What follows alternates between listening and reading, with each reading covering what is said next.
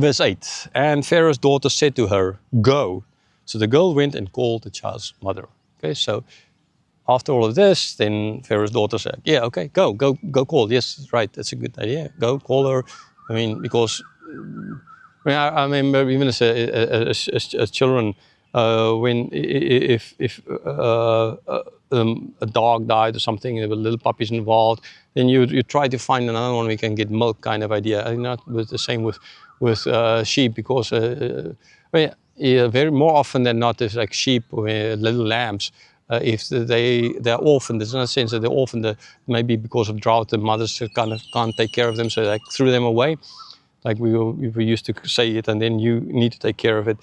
But now in this case, if there's a little baby and it needs the milk, then you try to get someone, and it's kind of, it makes sense. It makes very logical sense. Okay, what is happening here? So the great plan, and right, bring her.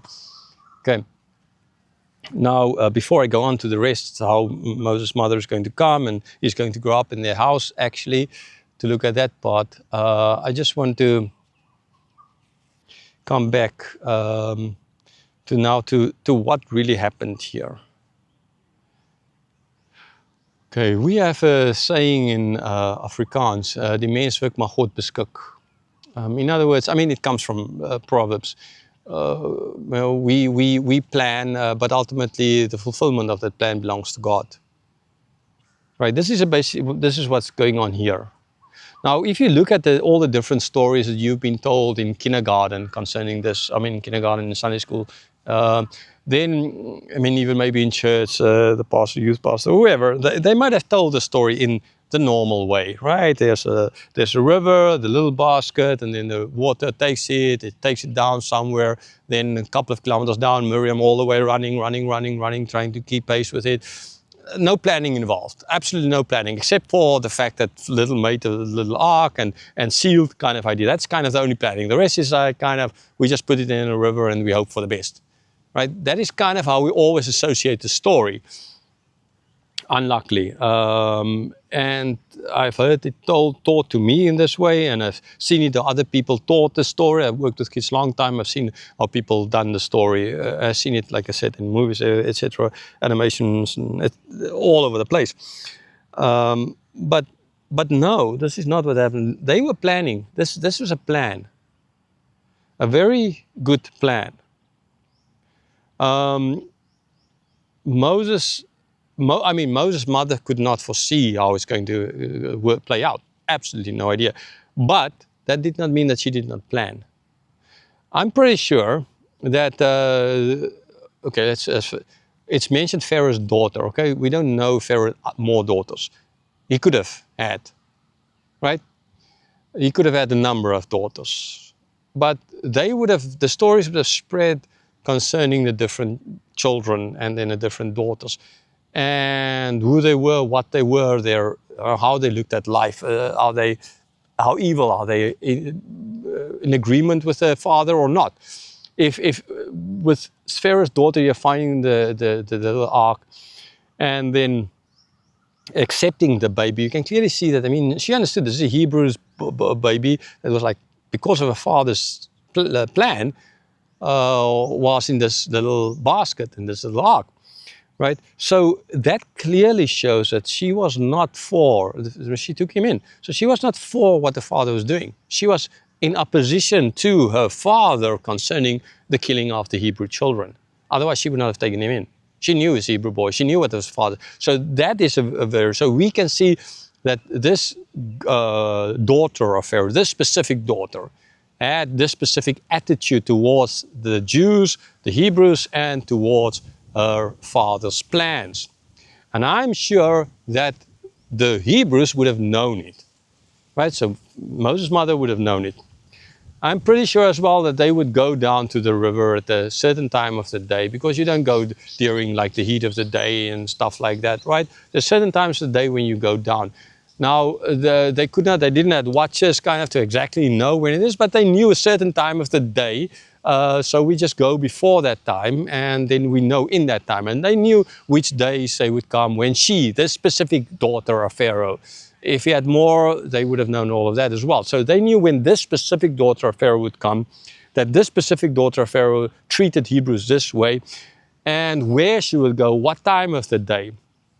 So I am sure, like 99% sure, that they knew all of this, and therefore they made this plan to then take this casket to the place very close to where this is going to happen. Now let's go to, like, there's the reeds, and there's where Pharaoh's not 5 kilometers from here and let the thing go down the river and hope for something good. Not even a kilometer down the road, not even 100 or 200 meters down. Nearly opposite. So they will see this little basket. It's a huge risk, sure. If they keep him, he will be killed because they couldn't keep him anymore. But they knew this daughter of Pharaoh. They knew how she treated the Jews, and they knew that there might be a chance that something good might come out of this. They could not know that it will happen. They knew that there might be a chance. In other words, they used this, the knowledge, everything, and they came up with a plan of how to save Moses. Okay, no, he had no name at that stage, okay? So how to save the baby boy. Get him to a place in the reeds close to where Pharaoh's, this specific daughter of Pharaoh in the time when she will come there, because you can't just leave the baby. There's crocodiles and everything there, right? They might, you know, it's not going to work, okay? And so when she gets there, she will most likely see it, but they had to make sure that. And this is why Miriam was standing there to see what's going to happen, right? She wasn't just, okay, maybe if the water takes you, then I will run, and then try to keep up, kind of, and I will, and if the stream takes you deeper in, then like, what am I going to do? Try and and then goes around, and there's a tributary, and it branches off, and there goes Moses one, and she can't cross over. I mean, yeah, right. I mean, people. Okay, it's not going to work that way, right? It could not work that way. That was stupid. That would be a stupidity. That's better just kill him on the spot and just get him over and done with, kind of idea. But no, they made this perfect plan. So Miriam is there to look, to see what's going to happen. Is the daughter going to find immediately? If not, then she might have pushed it a little bit, so that, but then she might have been seen, and they would have known the plan. So she had to hide, so they would not know. They had to, like, as if they found it, right? As if they got the same answer. In one of my other lectures or videos on I spoke about how I helped these Russians to see for themselves, like Jesus would tell Pilate, you said it, right? You king of the Jews, you said it, kind of that, right? That kind of idea. Okay, they had to come to their own conclusions. They had to find the baby boy in their own way. She could not push the baby to get closer. She could just hide him as near as possible, as visible as possible before they would come down, so that when they come down, they will see. Not too long before it, because there's danger then. And so it worked out. This plan of theirs worked out. It worked out perfectly. A lot better than they could have hoped for. Maybe their idea was just, okay, the wife will, the daughter will find and kind of send him off to a different kind of a place, or at least kind of then tell, but I found this, and we send him back to his parents, we must not kill this boy, or something like that. We don't know, and we don't know what the mother at that stage, what her hope for was. All she could do was to make sure the baby is safe in the castle, as close as possible to Pharaoh's daughter, and Miriam looking after. And then, so yeah, sure. And then Miriam saw them finding the baby. Right? That was she was sent there for, right, to see what's going to happen, and then telling them. Now, how the heck did Miriam get through? To Sarah's daughter, you would imagine, I mean, if I try to get through to the king, it's not going to work. Right? The king of England, for example, is sure not going to see me. I remember I taught this casino mafia guy there in Russia, in St. Petersburg in the 90s, English. And to get through to that guy, man, you had to go through so many security guards to just get up ultimately to the office of this guy. And this office was totally bricked up, and no windows, open windows, because sure, the guy was afraid that somebody will snipe him from the opposite roof. Anyhow, so yeah, what I'm trying to say is, like, she's Pharaoh's daughter. How could she get through? Where's the soldiers? Where's all these people watching?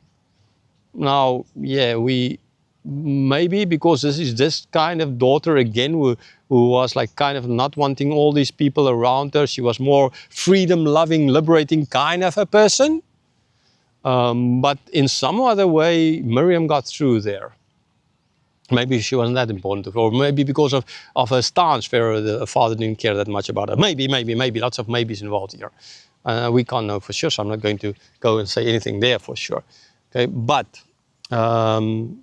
she got through. And she said, okay, can I go and call a Hebrew woman? And it makes logical sense. It makes a logical sense.